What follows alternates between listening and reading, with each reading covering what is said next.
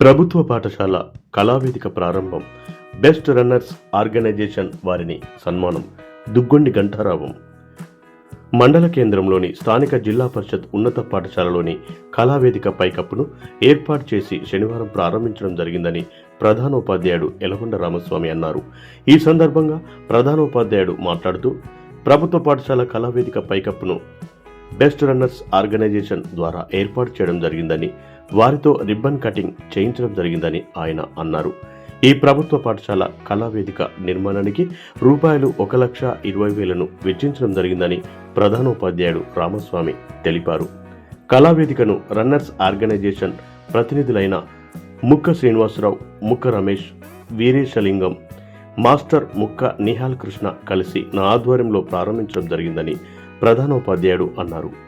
మంచిగా చదివి అభివృద్ధి చెంది తల్లిదండ్రులకు, ఉపాధ్యాయులకు, దేశానికి పేరు ప్రఖ్యాతలు తీసుకురావాలని ప్రభుత్వ విద్యార్థులను ఉద్దేశించి వారు మాట్లాడడం జరిగిందని ఆయన అన్నారు. ఏదైనా భవిష్యత్తులో ప్రభుత్వ విద్యార్థులకు అవసరమైతే మా వంతు సహకారం అందిస్తామని మొక్క శ్రీనివాస్ హామీ ఇవ్వడం జరిగిందని ప్రధానోపాధ్యాయులు తెలియజేశారు.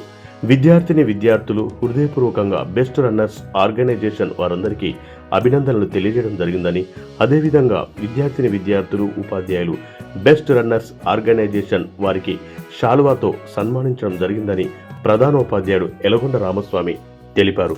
ఈ కార్యక్రమంలో విద్యార్థుల తల్లిదండ్రులు, ఉపాధ్యాయ బృందం, సుశీల, విజయలక్ష్మి, సుమలత, మహేష్, అహ్మద్, రజనీ, జమీలాల్, కిరణ్ కుమార్, లీలావతి, అరుణ, శ్రీనివాస్ తదితరులు పాల్గొన్నారు.